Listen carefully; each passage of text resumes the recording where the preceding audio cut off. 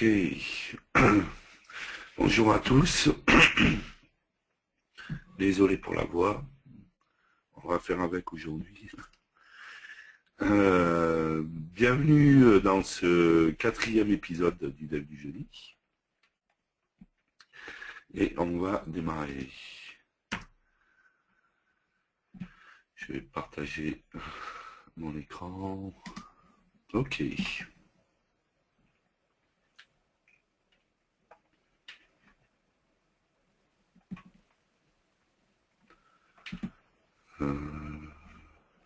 Ok. Donc, 4e épisode, comme je l'ai dit aujourd'hui, on va créer une application d'enregistrement audio et vidéo. On va en profiter pour voir pas mal de choses et notamment on va parler aujourd'hui un petit peu plus jusqu'à maintenant. Dans les épisodes précédents on s'était beaucoup concentré sur Android, donc on va voir aussi la partie iOS aujourd'hui. On va voir notamment tout le côté paramétrage, comment ça se passe, notamment quand on veut tester sur un device directement et pas que dans le simulateur. Voilà, on va voir tout ça, on va voir comment on pourrait savoir sur si on est sur une tablette, sur un téléphone, ce genre de choses. On va essayer de voir un petit peu tout ça. Et bien entendu, on parlera d'audio et de vidéo. C'est quand même le but de cet épisode.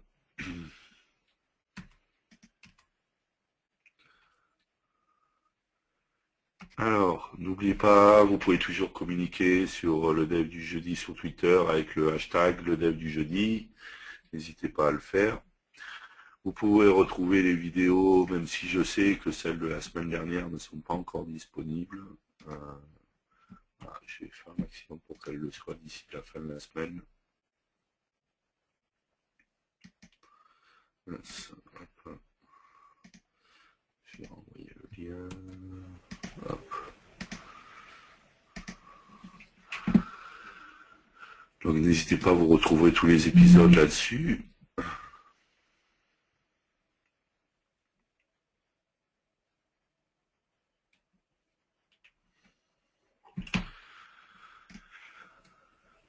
Un petit rappel sur les offres en cours. Donc je rappelle que jusqu'au 31 décembre 2013, n'hésitez pas à en profiter. Encore une fois, c'est valable que jusqu'à la fin de l'année. Vous avez possibilité, quelle que soit votre ancienne version, de bénéficier du tarif mise à jour.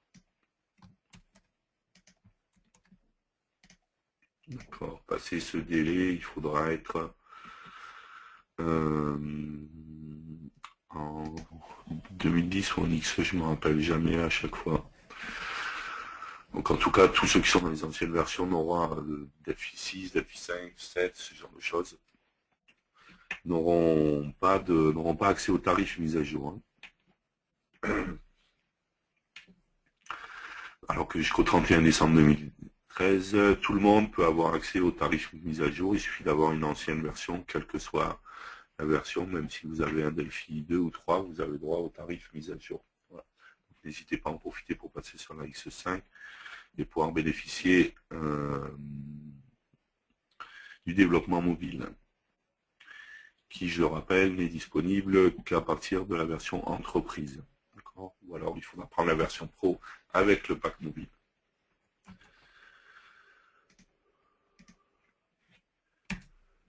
Autre offre, la possibilité, encore une fois, jusqu'au 31 décembre 2013, à partir du moment où vous achetez une version X5, vous pouvez bénéficier d'un bonus pack.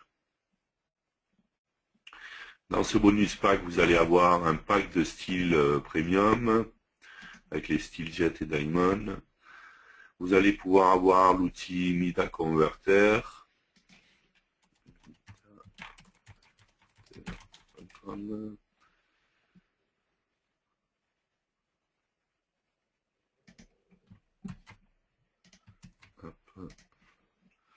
Qui est un outil pour vous aider à basculer vos applications VCL vers des applications FireMonkey.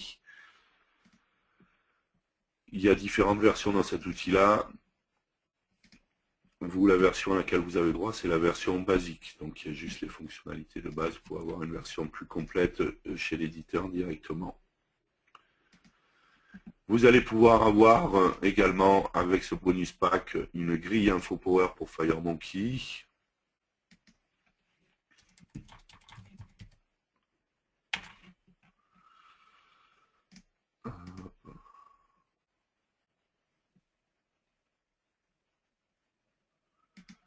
C'est Wall-to-Wall qui fait ça.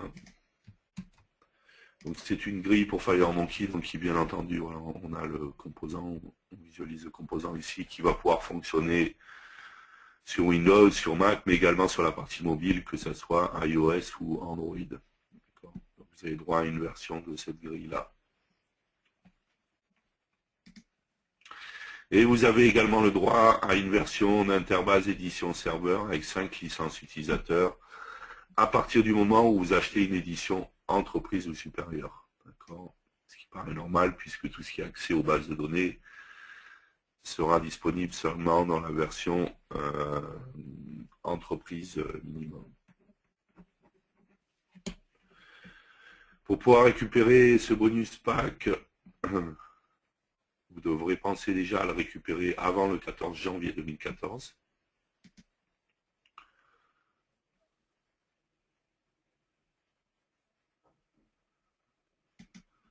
Bien entendu, la base de données Interbase édition que vous avez ici, vous pouvez l'utiliser en production, il n'y a pas de souci. C'est pas que pour du développement, puisque pour la partie développement, sur toutes les versions de produits, qui est une offre ou pas, vous avez toujours droit à une version Interbase développeur, donc qui vous permet de développer avec. Là, c'est vraiment une version de la base de données Interbase que vous pouvez déployer, utiliser en production sans problème. Pour pouvoir récupérer tous ces outils et add-ons, il va falloir se rendre ici. Pour InfoPower, ça sera plus exactement ici. Les packs, ça va être là. Et Media Converter, ça va être là. Donc InfoPower, vous pourrez le récupérer ici. Il faudra bien entendu, dans tous les cas, tout le bonus pack, avoir déjà installé la X5 et l'avoir déjà enregistré, d'accord, c'est important, sinon vous n'aurez pas accès au bonus pack. Pardon. Ok, et pour la version d'Interbase, il faudra se rendre, encore une fois, il faudra avoir une version entreprise minimum, édition entreprise minimum. Il faudra se rendre ici, d'où l'intérêt encore une fois de l'avoir déjà installé la X5, puisqu'on va vous demander le numéro de série de la X5, on va vérifier qu'elle est bien enregistrée pour vous donner accès aux produits gratuits.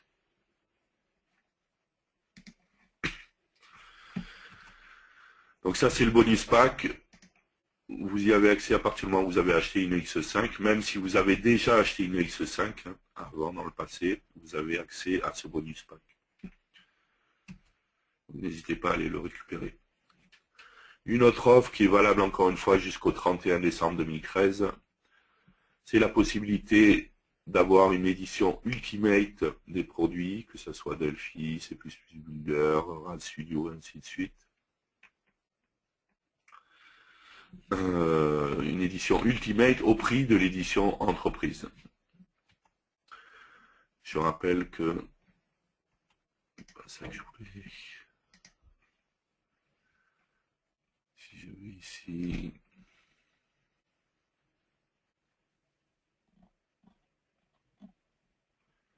Les éditions... Vous pouvez trouver les différences entre les éditions professionnelles, entreprises, Ultimate, et ainsi de suite. Dans l'édition Ultimate, vous allez avoir la même chose que l'édition entreprise, avec en plus ce qu'on appelle le DB Power Studio XE, édition développeur, qui va vous donner accès à 3 produits. RapidSQL, qui est un requêteur SQL visuel, DB Optimizer Pro, qui est un outil d'optimisation de base de données, et DB Change Manager, qui est un outil pour gérer le changement au niveau de la base de données.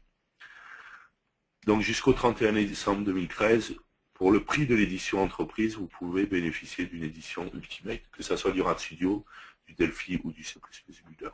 Je rappelle que vous pouvez acheter séparément le Delphi, le C++ Builder ou le RADstudio. Le RADstudio, c'est tout simplement un bundle commercial qui regroupe différents produits. Si vous achetez le RADstudio X5, vous allez tout simplement retrouver les produits Delphi, C++ Builder, HTML5 Builder.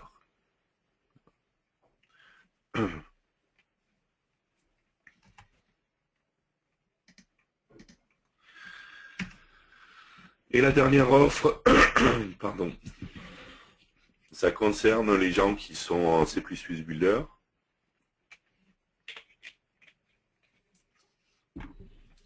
Ces gens-là savent que jusqu'à présent, ils n'ont pas accès au développement mobile. C'est seulement sur la partie Delphi. Il faut savoir donc qu'il y a une mise à jour gratuite de C++ Builder pour iOS. Je parle bien d'iOS dans un premier temps, qui est prévu ce mois-ci, qui va sortir ce mois-ci. Donc c'est incessant, ça va arriver incessamment sous peu. Vous pouvez dès à présent acheter un C++ Builder X5 ou un RADstudio X5, puisque le RADstudio X5 comprend le C++ Builder. Et dès que l'upgrade pour C++ Builder iOS sortira, vous en bénéficierez gratuitement. Donc, vous n'êtes pas obligé d'attendre la sortie de l'upgrade pour iOS. Vous pouvez dès à présent acheter la X5 et de toute manière, vous aurez la partie C++ Builder iOS gratuitement dès qu'elle sortira. Et encore une fois, elle est prévue ce mois-ci, donc ça va arriver très prochainement. Pour le développement pour Android, ça suivra ensuite. J'ai pas de date à donner pour le moment, mais ça ne devrait pas tarder non plus. Quelques liens. Il faut savoir qu'il y a un hotfix qui est sorti il y a peu de temps. Le hotfix 2 pour Delphi, C++ Builder et RADstudio X5. N'hésitez pas à aller le récupérer. Il y a il y a deux petites choses en fait qui sont corrigées, qui concernent Android. Une chose avec les caractères accentués qui posent des problèmes certaines fois. Et une correction sur la Tellisbox. Voilà. Donc vous ne trouverez pas le hotfix en allant dans démarrer le programme. Hein, habituellement, si je fais hop, ici, en Embarcadero sur X5, je fais vérifier les mises à jour. Je ne vais pas trouver le hotfix ici, tout simplement parce que c'est un hotfix, c'est pas un update, d'accord. Donc il va falloir aller sur le lien pour récupérer cet hotfix et l'installer directement. Bien entendu, dans le prochain update, il y aura directement ce hotfix intégré.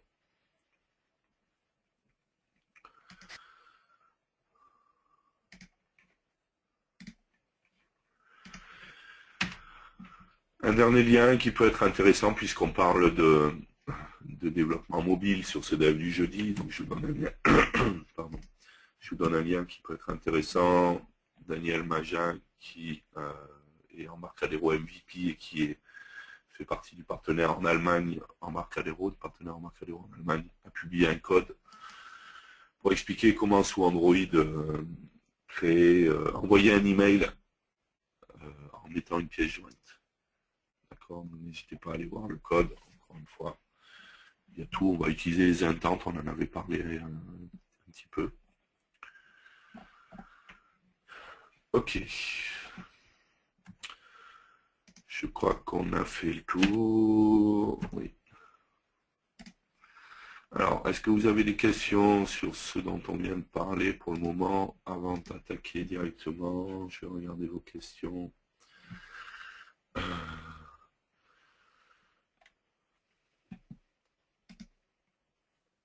Bonjour, je n'ai pas réussi à trouver les vidéos de l'épisode de la semaine dernière. Quand est-il prévu qu'elles soient disponibles? Donc, je l'ai dit tout à l'heure, j'ai pas eu le temps, j'ai pas eu l'aide en plus de William la semaine dernière, donc ça n'a pas pu être fait automatiquement. Et j'ai pas eu le temps après de les publier, donc je vais faire le nécessaire pour que ça soit le cas d'ici la fin de la semaine. Autre question. Y a-t-il des offres étudiants? Donc Oui, bien entendu, il y a des offres étudiants, mais ça ne date pas d'aujourd'hui, hein. Il y a toujours eu, il y a des tarifs étudiants depuis très très longtemps. Donc oui, bien entendu, sur tous les produits, il y a des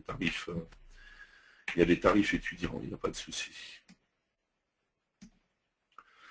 Quand je dis automatiquement, bien entendu, pour les vidéos, c'est automatiquement parce que William le fait, en fait. Ça veut dire que je n'ai pas à le faire, en fait, c'est surtout ça. Est-ce que l'offre citée concerne aussi les versions de type académique? Donc non, les tarifs académiques sont déjà très bas, donc bien entendu, le fait de bénéficier d'un tarif spécifique ou ce genre de choses, ça ne concerne pas les offres académiques. Par contre, le bonus pack, récupérer le bonus pack, ça, les offres académiques sont concernées, bien entendu. Existe-t-il une version ISO téléchargeable avec les codes sources? J'ai ce lien qui doit être bon, on va vérifier. Mais...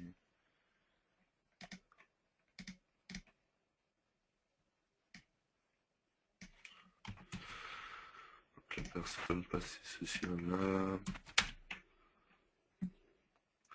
Donc oui, c'est le bon lien. Par contre, la personne précise avec les codes sources. En fait, c'est pas lié au fichier image ISO. Ici, vous avez une image ISO du produit. On va envoyer ça à tout le monde. Ça peut servir.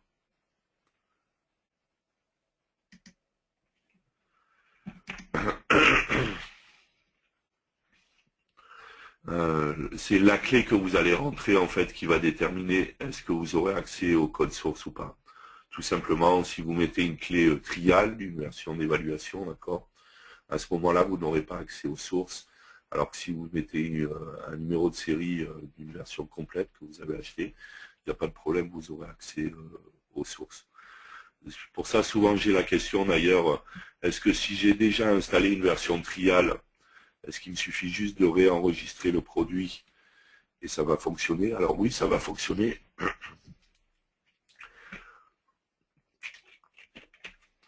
Par... Pardon. Par contre, ce qui est sûr, c'est que si vous faites que ça, si vous ne réinstallez pas le produit après la version trial, vous n'aurez toujours pas accès au code source puisque vous n'aurez pas réinstallé. Donc vous n'aurez que les versions compilées des unités en fait. C'est à savoir, voilà, si vous voulez absolument avoir besoin des codes sources, il faudra réinstaller le produit en fait. Bonjour, pour SQLite, on peut soit utiliser DBExpress, tutoriel par défaut dans l'aide Delphi, soit Fireback.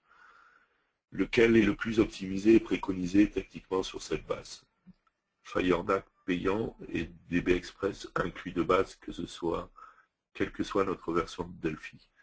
Enfin, Fireback n'est pas payant, hein, attention à ça. Fireback n'est pas payant du tout, c'est inclus avec le produit, de la même manière que DBExpress. Fireback, c'est le nouveau système d'accès aux bases de données. Sincèrement, je vous préconiserais d'utiliser Fireback, voilà, plutôt que DBExpress. Il sera plus optimisé en tout cas.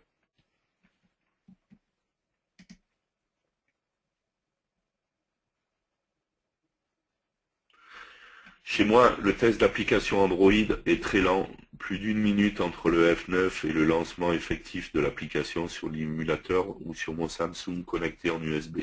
Est-ce normal?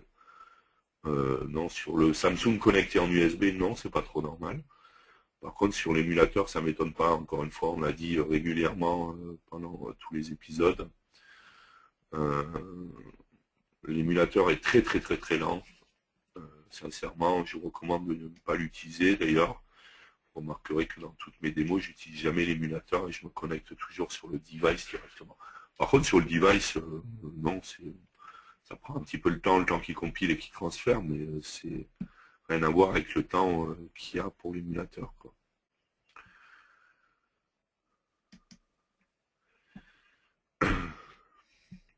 Bonjour, j'ai une version entreprise avec maintenance et j'ai essayé de télécharger Interbase gratuitement. Et la réponse, c'est le numéro de série soumis n'a pas été enregistré au préalable dans une période promotionnelle impartie. Alors, les offres en fait qui sont là, c'était où?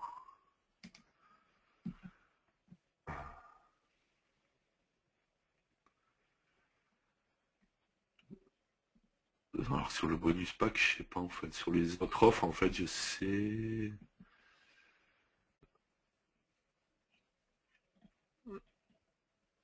Je suis pas sûr que ça soit valable pour le interbase sur ceux qui ont une version avec maintenance en fait à vérifier. Par contre, ce qui est sûr, c'est qu'il faut avoir enregistré le produit dans les temps. Il faudrait savoir.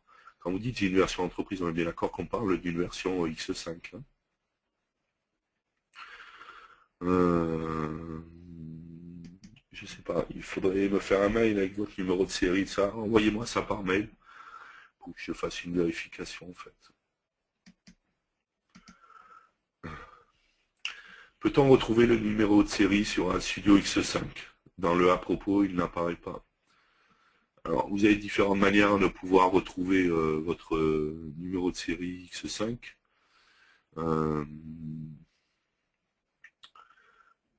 Une des solutions, c'est d'aller dans le répertoire d'installation du RAD Studio, donc c'est Programme File.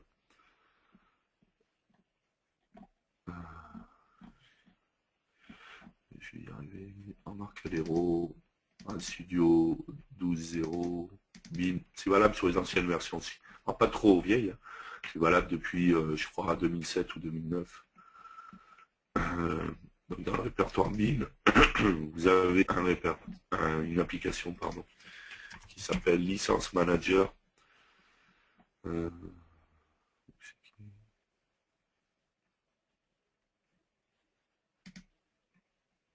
Voilà, Licence Manager qui est là, que vous pouvez lancer. Et vous avez la liste de vos produits sur votre machine. Et si vous cliquez sur les petits plus, vous verrez sur la droite les différents numéros de série de vos produits. Ça, c'est la première solution. Si vous avez encore le poste avec Delphine installé, c'est la solution la plus rapide. Ce qui peut arriver, c'est que on ait enregistré son Delphi X5 ou X3 ou X2, peu importe. On n'est plus la machine à planter ou ce genre de choses. Du coup, on n'a pas forcément accès au répertoire d'installation et ainsi de suite. Donc là, on peut se rendre sur edn.embarcadero.com.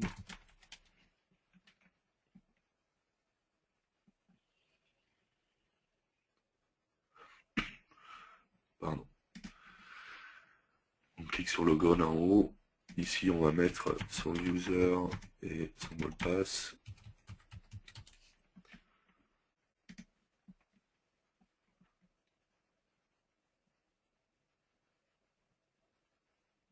Une fois que vous êtes logué, en haut, vous allez avoir My Account. Mon compte, ça dépend en fait en quelle langue on est.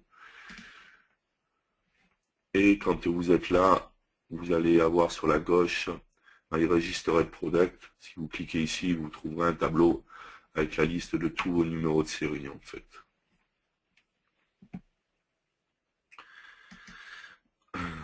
Je viens d'installer la version d'évaluation de Delphi X5. Je travaille sur une machine virtuelle. Je ne parviens pas à émuler ma première application Android. Donc j'essaie d'utiliser l'émulateur. Je sais que j'ai déjà vu passer quelques trucs là-dessus sur des soucis en fait d'utilisation de l'émulateur dans des machines virtuelles en fait. Encore une fois, de mon point de vue sur le développement mobile, hein, l'émulateur c'est vraiment pas la bonne solution. La meilleure solution ça reste le device connecté, c'est vraiment ce qu'il y a de plus pratique. J'ai lu dans l'air en ligne, donc c'est la même personne qui pose une autre question, que les émulateurs ne pouvaient pas fonctionner sur une machine virtuelle. Alors c'est pas général en fait, mais il y a en effet des fois où ça peut ne pas fonctionner, les émulateurs dans les machines virtuelles.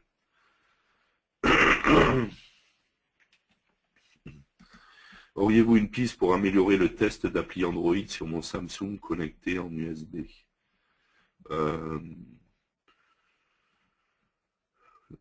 Ce qu'il faudrait peut-être regarder, c'est est-ce que déjà il n'y a pas un antivirus au moment où ça compile et ça transfère qui du coup embête un petit peu pour vérifier que ce ne serait pas quelque chose qui ne va pas, ou ce genre de choses. C'est une idée comme ça. Le driver USB, peut-être, vérifiez est-ce que vous avez bien installé le driver USB Samsung. Si quand vous allez dans Delphi, quand vous allez dans Red, Expert Red Mobile, donc si on se met sur Android,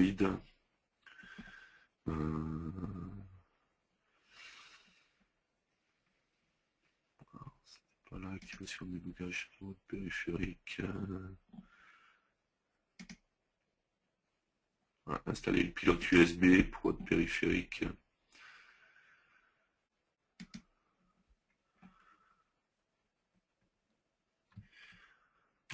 Donc, je vais envoyer le lien. Hop. Ici, vous avez développeur Android Tools Extra Open USB avec selon les marques de téléphone, le lien vers où aller récupérer le bon driver USB. Donc,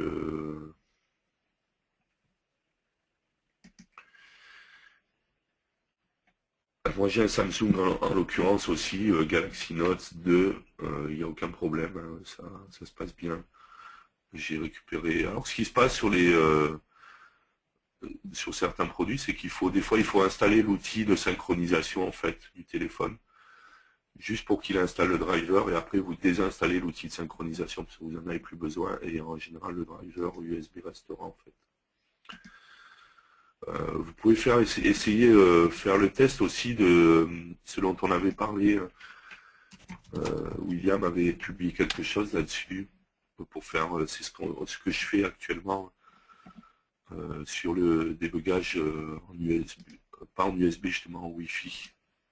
Ça peut être une solution aussi. Hop, je renvoie le lien. William avait publié un billet là-dessus et tout qui expliquait, donc n'hésitez pas à aller voir. C'est ce que j'utilise. Hein. Au moins ça permettrait de savoir de ne pas avoir le problème si c'est un problème avec le driver USB. Voilà, ça enlèverait ce problème-là, quoi. N'hésitez pas à faire ce test-là.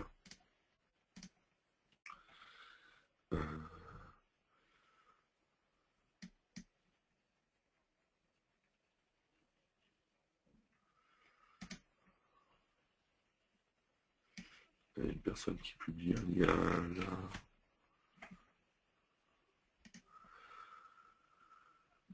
Sur l'émulateur dans la machine virtuelle. Je sais qu'il y a plein de choses qui sont passées sur. Il y a également.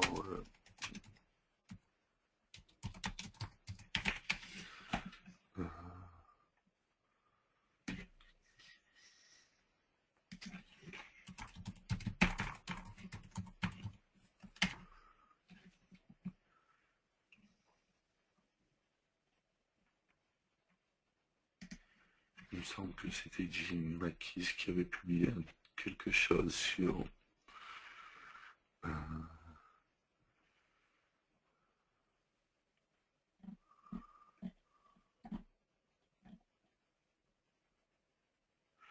Donc il y avait déjà un lien qu'on avait publié déjà la dernière fois. J'en avais parlé une fois, c'était pour accélérer l'émulateur, quelques astuces pour accélérer l'émulateur. Il me semble qu'il avait publié aussi autre chose.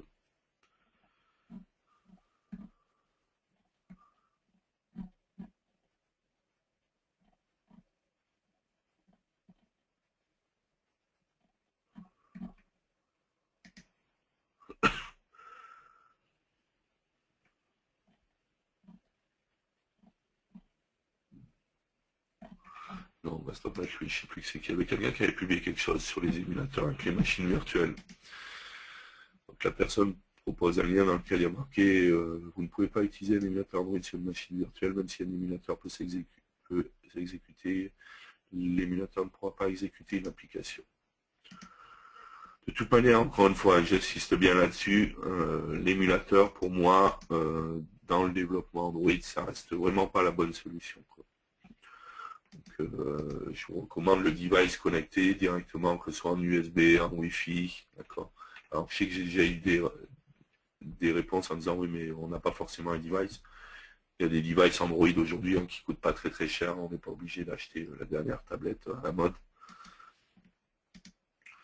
Voilà.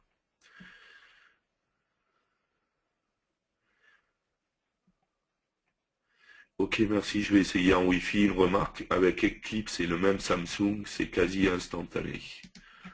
Donc, ce qui voudrait dire a priori que le driver USB devrait être bon. Bah, faites un test en Wi-Fi en tout cas. Ça peut être un bon test en tout cas. Oui, tout à fait. William me fait remarquer quelque chose d'important. Si vous achetez un device Android, je rappelle que il y a des prérequis sur les choses les plus importantes. C'est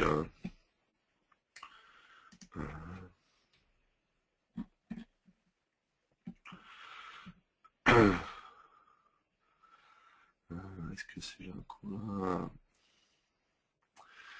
Donc processeur ARM V7. D'accord, j'ai envoyé ça à tout le monde.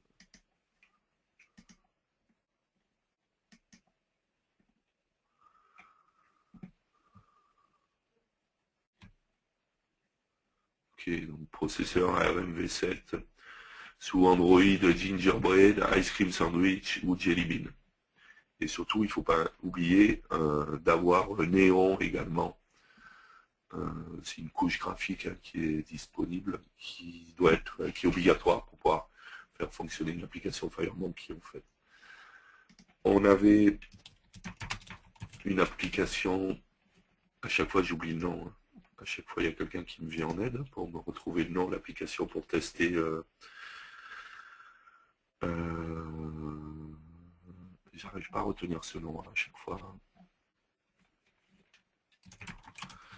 Donc si quelqu'un se souvient du nom de l'application pour tester si on est compatible pour Delphi.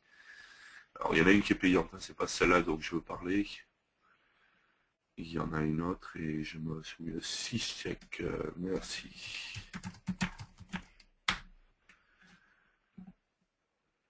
Merci Jamal. Donc hop, je renvoie le lien. N'hésitez pas à aller télécharger cette application. Ça vous permettra de voir. Est-ce que je l'ai gardé sur mon téléphone? Si je l'ai gardé, je vais vous montrer.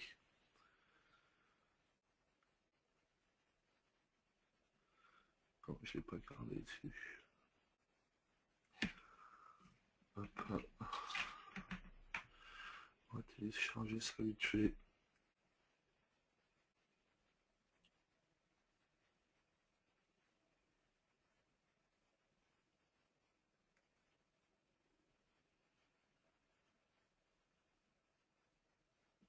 Ok, l'installation est en cours.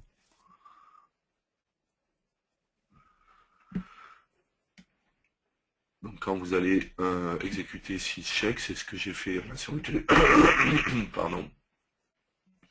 Ce qu'il va falloir vérifier, donc c'est ARMv7, la version d'Android en fonction de ce que je vous ai dit.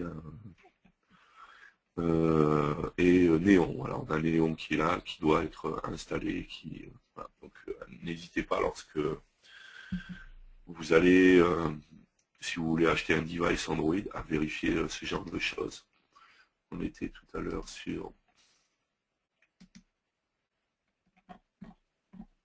J'ai vu qu'il y avait...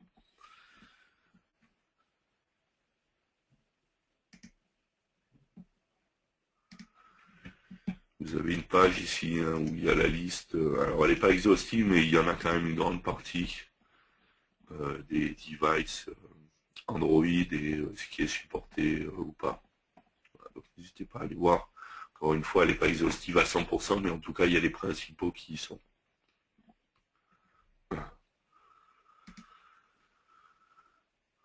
Ok, d'autres questions?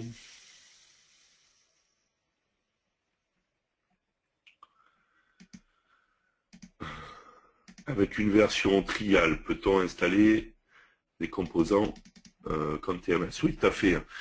La version trial, ça correspond à une version architecte, il faut savoir. Donc en termes de fonctionnalité, on a le maximum qu'on peut avoir au niveau du développement. Après, il n'y a pas de limitation dans les fonctionnalités. Les seules limitations qu'on va avoir dans la version trial, je l'ai dit tout à l'heure, on en a parlé, c'est l'accès au code source. C'est quelque chose qu'on n'aura pas. Plus le fait de pouvoir lancer l'émulateur, pas l'émulateur, le compilateur en ligne de commande. C'est quelque chose qu'on ne peut pas faire dans la version trial. Voilà. C'est les deux seules limitations. Alors après, tout le reste fonctionne normalement, il n'y a aucun souci. Donc, pour installer des composants, il n'y a aucun problème là-dessus. Autre limitation, bien entendu, elle est limitée dans le temps, quoi, en fait, hein, puisqu'elle est limitée à 30 jours d'utilisation. Ok, d'autres questions?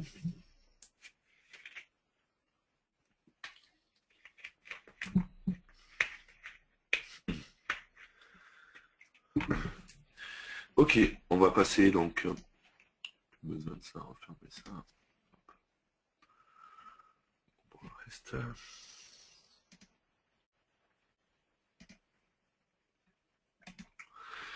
Donc on va passer à ce qui nous intéresse. Une autre question. J'ai raté les jeudis précédents. Peut-on trouver les vidéos? Oui, bien sûr. J'ai donné le lien tout à l'heure. On va le redonner. youtube.com/le dev du jeudi.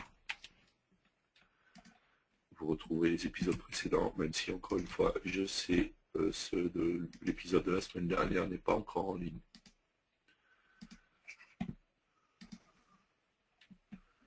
Ok.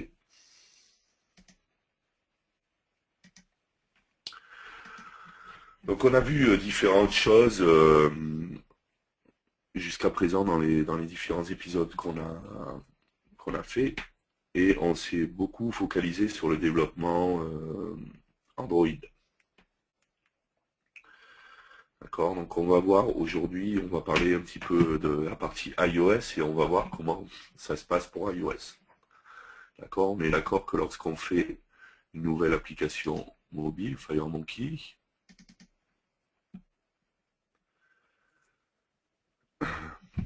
on a possibilité, jusqu'à maintenant, on avait vu dans les plateformes, pardon, on utilisait Android. On a possibilité, bien entendu, d'utiliser iOS également.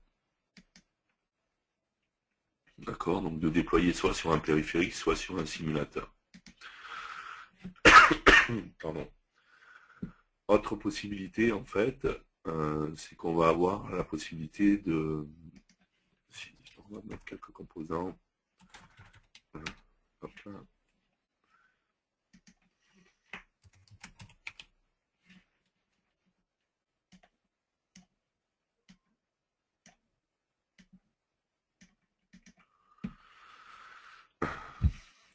On va avoir possibilité, on se rappelle, on a vu ici, on avait possibilité de choisir le téléphone sur lequel on souhaitait déployer, tout en sachant que c'était juste pour une certaine taille d'écran à laquelle on allait définir notre application, mais ça ne limite pas notre application à ce modèle de téléphone. On a bien entendu dans la liste les différents modèles iOS, iPhone, iPhone 5, iPad.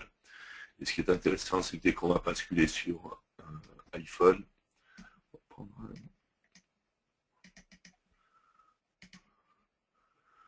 on va avoir bien entendu le design de notre application à la conception déjà qui va s'adapter à la plateforme iOS. On voit bien qu'on reprend le look d'iOS. Et on peut, dans le cas du look d'iOS, avoir les deux looks possibles. Pardon, je suis vraiment désolé. À savoir l'ancien look avec iOS 6, c'est ce qui est là actuellement. Et également le look iOS 7. On voit qu'on se retrouve avec le look directement iOS 7.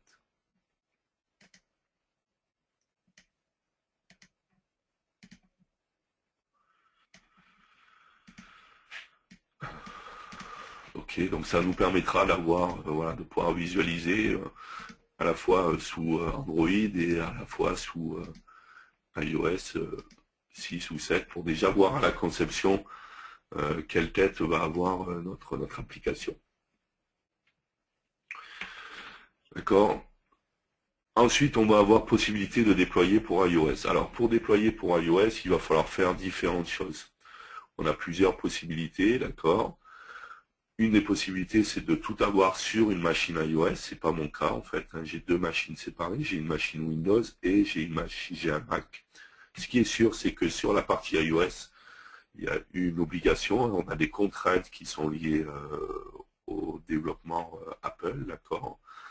Vous serez obligé d'avoir un Mac, d'accord. Ça sera obligatoire. Vous n'avez pas le choix. Alors, d'autres diront on pourrait faire une machine virtuelle Mac. Bon, je veux savoir que c'est pas légal, vous n'avez pas le droit en fait. Donc vous serez obligé d'avoir un Mac. Vous n'êtes pas obligé d'avoir un MacBook Pro, vous pouvez avoir un Mac mini qui coûte beaucoup moins cher, d'accord. Sachant que ça va vous servir juste pour déployer et tester votre application. Et que c'est juste pour voilà, générer les certificats et autres, ce genre de choses. Donc vous n'avez pas besoin d'avoir la méga machine. Alors il existe une autre solution également, si vous vraiment vous voulez pas acheter une machine, qui va s'appeler Mac in Cloud.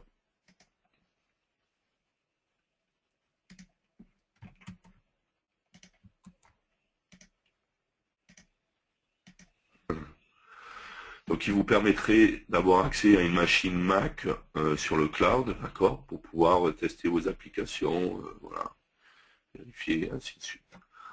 Alors il y a différents tarifs, hein, n'hésitez pas à aller voir. Ça, vous allez payer à l'utilisation en fait. Hein. Donc sincèrement, ça peut être utile, ça peut être intéressant si c'est que ponctuel en fait que vous avez besoin du Mac. Si par exemple vous vous concentrez sur le développement Android et puis juste à la fin par exemple, vous voulez juste générer la version Mac en testant rapidement. Par contre, si vous voulez tester vraiment régulièrement et avoir accès régulièrement, au final, ça risque de vous coûter plus cher que le prix d'une machine. Donc voilà. Enfin, ça existe quand même comme solution, il n'y a pas de problème. Il y a un accord qui a été passé entre Embarcadero et Mac in Cloud. Savoir que par exemple, on va voir tout à l'heure qu'on a besoin de déployer un PA serveur sur la machine Mac. Sur le Mac in Cloud, ça sera déjà installé, donc vous n'aurez pas besoin de l'installer, il sera déjà en place et ainsi de suite. Donc c'est une autre solution également qui existe. Donc j'ai dit, moi je suis dans une solution où j'ai deux machines, j'ai une machine Windows, d'accord, et j'ai un Mac.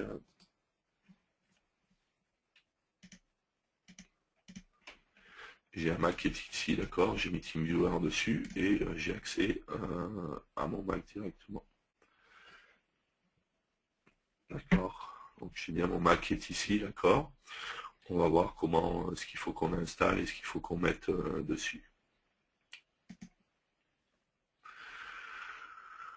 Ok, donc on l'a dit, on est obligé d'avoir, que ce soit sur le cloud, que ce soit une machine, on sera obligé d'avoir un environnement Mac en tout cas. D'accord, il nous faudra un OS Mac. Ça, c'est la première des choses. Une fois qu'on aura ça, si dans un premier temps, on veut se servir seulement de l'émulateur, il va falloir qu'on déploie sur le Mac ce qu'on appelle le RAD-PA Server.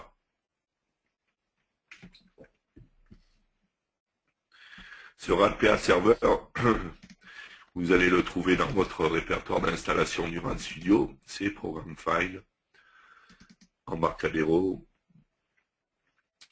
RAD Studio 12.0. Et ici, vous avez un répertoire PA Server. D'accord? Donc, si vous regardez dans ce répertoire-là, pardon, vous allez trouver un exe. Donc, ça, c'est dans le cas où vous voulez utiliser le PA Server sur comment ça s'appelle, sur Windows.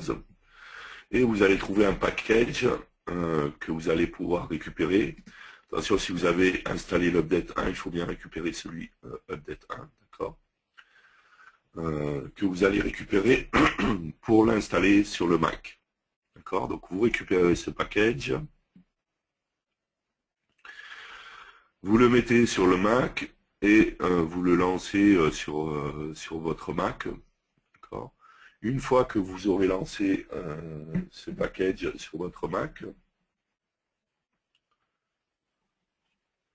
vous allez retrouver dans vos applications un RAD-PA Server X5. D'accord. Donc c'est un petit programme qui sera installé.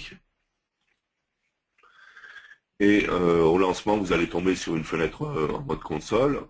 Il va vous demander un mot de passe, si vous voulez en préciser un. Vous n'êtes pas obligé d'en préciser un. Moi, je fais entrer, j'en précise pas. Il va me demander le mot de passe administrateur et vous allez vous retrouver ici. D'accord? Donc vous êtes avec le PA Server qui est lancé côté Mac. Donc on l'a dit, une machine Mac, que ce soit sur le cloud ou une vraie machine, d'accord. Le PA Server, donc on a récupéré sur la machine Windows et qu'on a transféré sur le Mac. L'autre solution, encore une fois, moi j'ai dit j'avais deux machines, une machine Windows et une machine Mac. Alors bien entendu, il faut qu'elles soient sur le même réseau et qu'elles puissent dialoguer entre elles. L'autre solution, ça serait sur le Mac d'avoir une machine virtuelle Windows, ça vous pouvez, vous avez le droit par contre, sur lequel vous avez Delphi, d'accord. Ça vous permettrait d'avoir tout sur la même machine, en fait, c'est une solution également. Ok, ça c'était la deuxième chose à faire, c'était le PA Server. On l'a lancé, on n'était pas obligé de le lancer, mais il faut l'avoir installé en tout cas. Avant de pouvoir continuer, il va falloir sur le Mac installer, et notamment il va falloir aller installer Xcode. Pour aller installer Xcode, vous allez aller sur votre Mac et vous allez aller dans l'Apple Store. L'Apple Store Mac, pas l'Apple Store iOS. C'est l'icône qui va être ici. Et vous allez tout simplement chercher Xcode. Et vous allez trouver Xcode qui est ici. On peut remarquer que chez moi, il est déjà installé. Donc ça, vous pouvez le récupérer gratuitement, il n'y a pas de problème. Vous n'avez rien à payer sur les dernières versions de Mac pour récupérer Xcode. D'accord? Donc vous récupérez Xcode, vous le téléchargez, vous l'installez. Une fois que vous l'aurez récupéré et installé, vous remarquerez que dans vos applications, si je descends ici, vous remarquerez que vous avez Xcode qui est installé. D'accord? Donc encore une fois, machine Mac, Xcode, le PA Server. Une fois que j'ai fait ça, pour le moment sur le Mac, je n'ai rien d'autre à faire, d'accord? Il va falloir que je revienne côté Windows, donc soit dans ma machine virtuelle, soit dans mon autre machine qui est en environnement Windows. Il va falloir que j'aille dans Outils, Options. Et il va falloir que j'aille dans gestionnaire de SDK. D'accord? Donc quand je vais faire gestionnaire de SDK, on voit par défaut que j'ai le SDK Android, mais en l'occurrence, j'ai pas trouvé mon gestionnaire de SDK pour iOS. Il va falloir que je le récupère. Donc je vais faire ici, sélectionner une plateforme, j'ai fait ajouter, pardon, ici. Ici j'ai fait ajouter. Je vais sélectionner le périphérique iOS. J'ai un profil distant là, mais qui n'est pas bon. Donc du coup, j'aurais dû le supprimer d'abord d'ailleurs.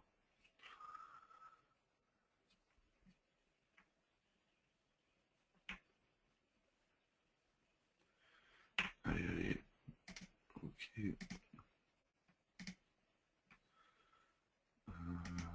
Alors je vais faire ça. Si, c'était où?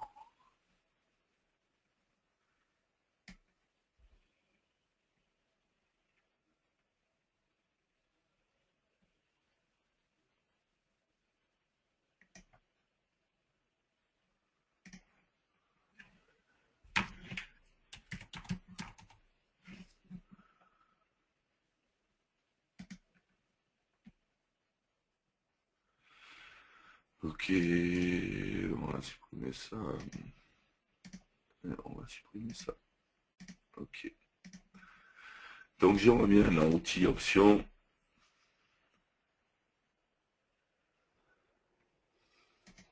Donc dans gestionnaire SDK, je fais ajouter, je sélectionne périphérique iOS. Ici, j'ai pas de profil la première fois, donc je vais faire ajouter un nouveau. Quel est le nom du bon profil? Dev iOS par exemple, je mets ce que je veux, bien entendu.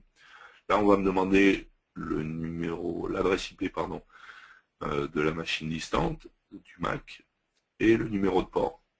Si je ne me souviens pas, en fait, très simplement, donc il faudra bien entendu que le PA Server soit lancé. Si je ne me souviens pas, je vais dans ma fenêtre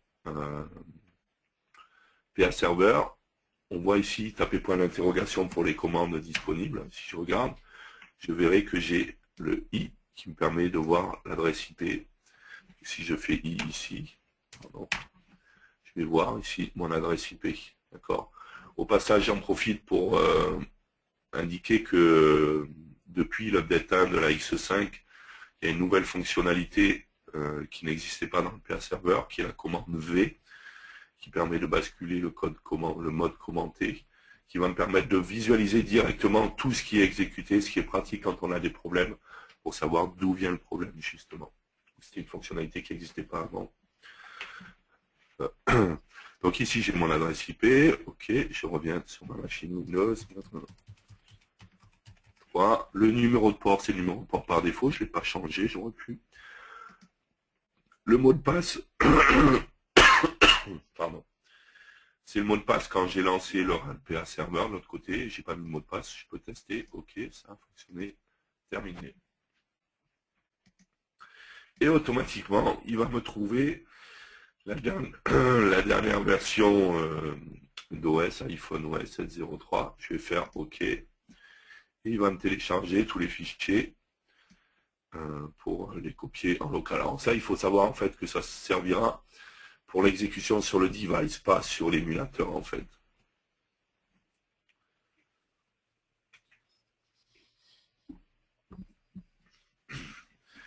Mais bon, il faut le faire au début, une fois que c'est fait, après vous êtes tranquille, vous n'avez plus besoin de le faire, et puis voilà.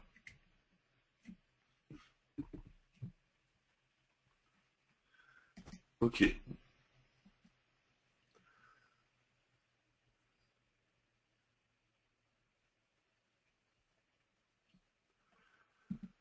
Donc on va faire OK. J'ai bien ma version de SDK, d'accord, donc il n'y a pas de problème. Maintenant je vais pouvoir en fait, on va prendre les boutons à nouveau.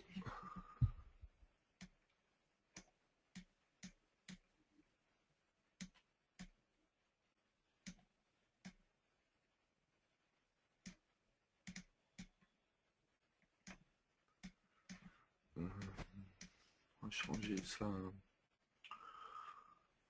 ça par exemple.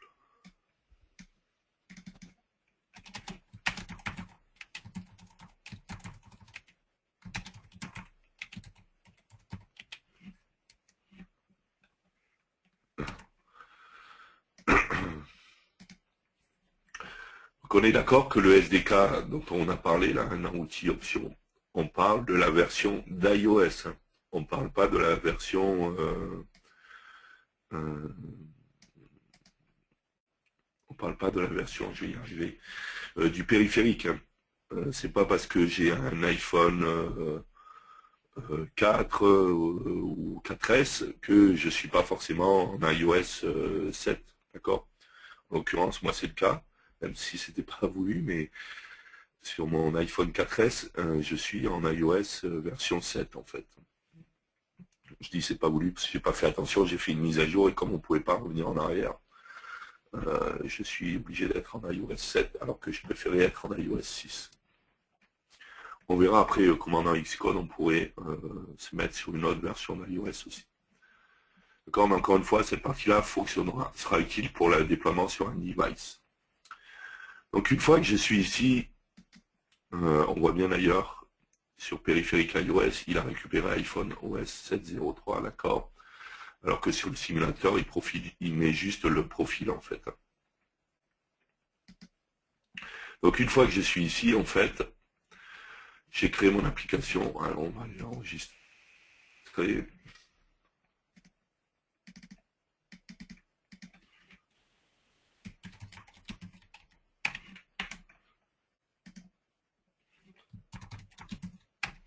Ok. Pour pouvoir tester ça sur mon simulateur iOS, hein, donc qui est sur ma machine Mac, qui est en fait dans Xcode, hein, c'est Xcode qui inclut ça. Il va falloir que je me mette ici, pas sur périphérique, mais sur simulateur, d'accord. Et je peux même préciser en dessous, au niveau de la cible, est-ce que je veux lancer l'iPad, le simulateur en iPad, en iPhone ou en iPhone 5. On va prendre iPhone par exemple. Et ensuite, j'ai plus qu'à faire exécuter.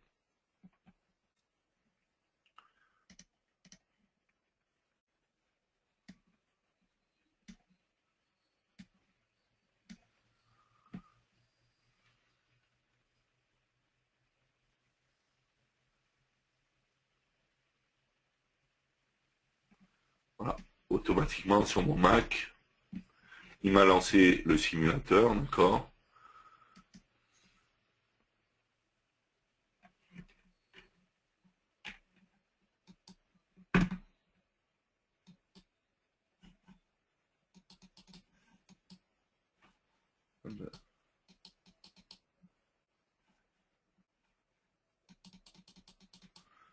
Faut que je sais pas là. Qu'est-ce qu'il a? Bon, on édite qui est ici.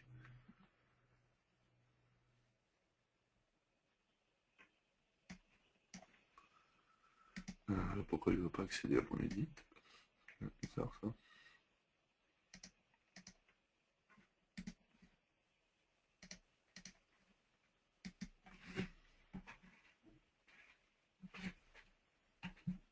Ah ça y est, oh, c'était...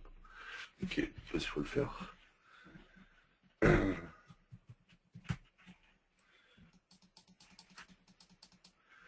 Ok, j'ai bien mon application donc qui s'exécute directement sur mon simulateur iPhone, puisque j'ai demandé à avoir un simulateur iPhone.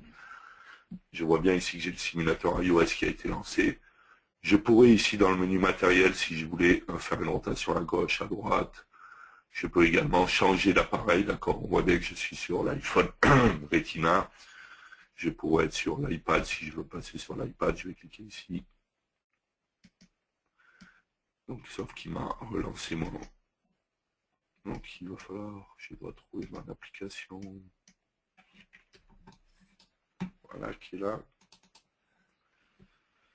Bon, j'ai pas aligné comme il fallait, hein, le mémo et tout ça, mais...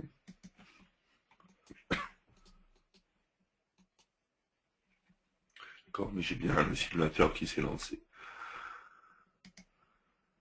Ok, donc on le voit, pour exécuter sur le simulateur, on a certaines tâches à faire côté Mac, on a dit, le PA Server, on va quitter ça, le PA Server qui doit être installé et lancé, et Xcode qui doit être installé également. D'accord, donc ensuite, j'aurai juste besoin de choisir le simulateur et quel type de simulateur je vais vouloir lancer. Ok, ça c'est pour la partie simple, j'exécute juste sur le simulateur. On va faire une pause, on va continuer après et on va parler de si je veux déployer sur mon device directement. Donc on a parlé, on peut refaire le test. J'ai parlé tout à l'heure qu'il y avait l'option V ici. Si je fais V, on voit que le mode commenter est activé.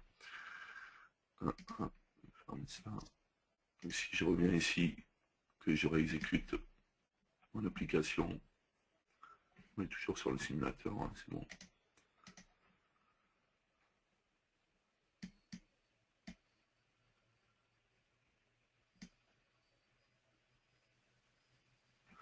On voit voilà, qu'on a les...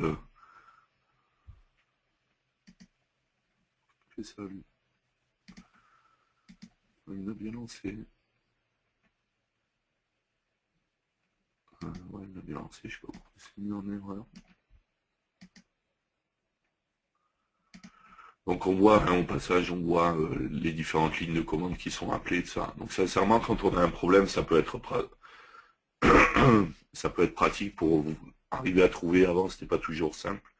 Alors que là, on peut voir plus facilement d'où vient l'erreur qu'en fait. Et ensuite, il suffit de refaire V pour ressortir que le mode commenté soit désactivé. Voilà.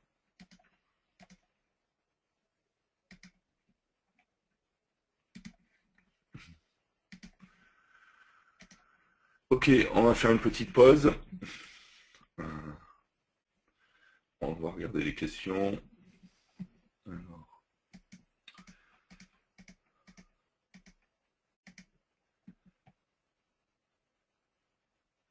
Quelle version de l'OS sur le Mac? Si je me souviens bien, c'est 10.07, je crois, la version minimum. Encore une fois, c'est le genre d'infos que vous pouvez trouver facilement en allant voir la fiche produit. Là, les développements applicatifs, RAD Studio.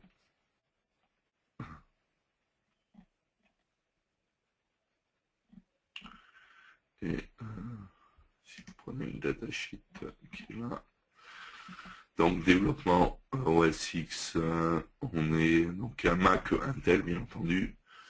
OS X 18, Mountain Lion ou 17 Lion. Voilà. Donc au minimum il faudra être en Lion.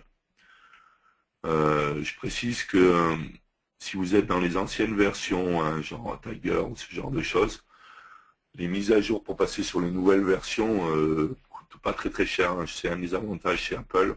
La version de l'OS, contrairement à Windows où la version de l'OS coûte cher, chez Mac c'est pas du tout le cas. Vous pouvez, pour une soixantaine d'euros, vous avez la mise à jour dans la dernière version d'OS.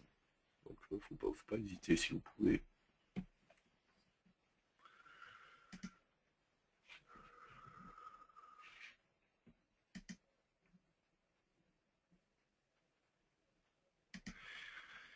J'ai X3 entreprise achetée par ma société. Si j'achète personnellement X5 upgrade, cela fonctionnera-t-il?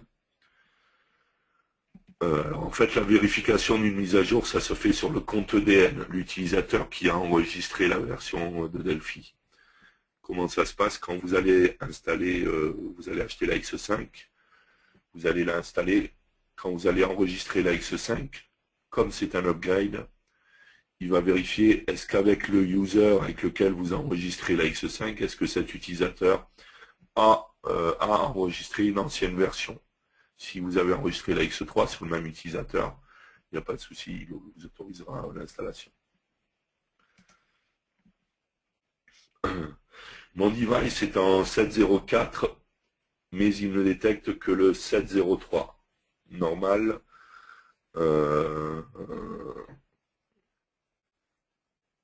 Le 7.04, c'était juste un correctif et je suis pas sûr que ça a été déployé au niveau d'Xcode à vérifier. En tout cas, la personne demande est-ce que ça risque de poser un problème de compatibilité. Non, non, pas du tout. Votre application, même si elle est en 7.03, même si elle était en 7.02 ou 7.01, elle fonctionnerait sur un device en 7.04. Il n'y a pas de problème là-dessus.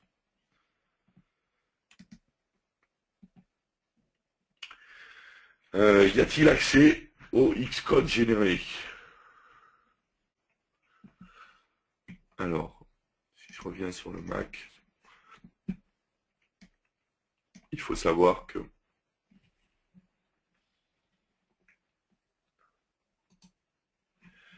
il faut juste que je retrouve le répertoire. Je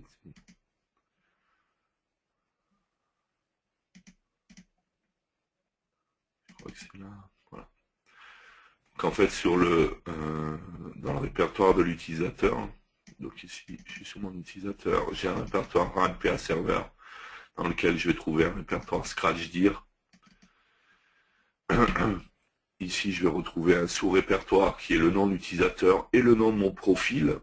On se rappelle, j'avais mis dev iOS pour mon profil distant de connexion. Et ici, je vais retrouver mon application directement.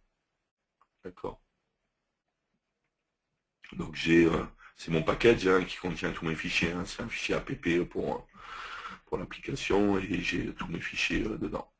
Donc encore une fois, c'est Delphi qui compile et on crée une vraie application native. Hein. D'accord. C'est pas en X2 c'était ça, hein. C'était on transférait, c'était Xcode sur le Mac qui compilait. Non, non, là c'est vraiment Delphi qui compile. C'est pour ça qu'on a récupéré certains fichiers du SDK. C'est Delphi qui compile directement l'application et on a une vraie application native.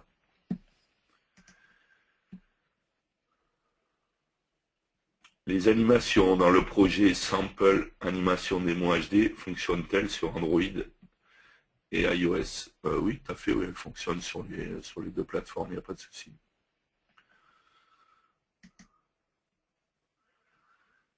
PA Server seulement sur la machine Mac. Donc c'est ce que j'ai dit tout à l'heure quand on était dans le répertoire d'installation du Delphi, dans le sous-répertoire PA Server. Il y a ce PA Server qui a un package pour Mac. Et il y a une version du PA Server qui peut être utilisée sur un autre Windows distant en fait. Donc le PA Server peut fonctionner sur Windows ou sur Mac en fait. Et là dans ce cas-là, sur mon Mac, oui, c'était pour le Mac. Pour info, Maverick, dernière version de Mac OS X, est gratuit sur l'Apple Store. Voilà. Je sais qu'Apple fait beaucoup d'efforts là-dessus pour amener accès aux dernières versions d'OS facilement. Ceci dit, William a précisé que la version de Windows était, ils ont changé leur prix. Alors, je suis étonné, parce que le Windows 8.1 Pro est à 59,99 €. Bon, je suppose que ça dépend des versions de ceux qu'on a déjà et ainsi de suite. Ah oui, c'est une version étudiant, hein, oui, bien sûr, c'est pas pareil alors. Ok, est-ce que vous avez d'autres questions? Non? On fait une petite pause et puis on prend dans quelques minutes. Allez, petite pause café, pause pipi.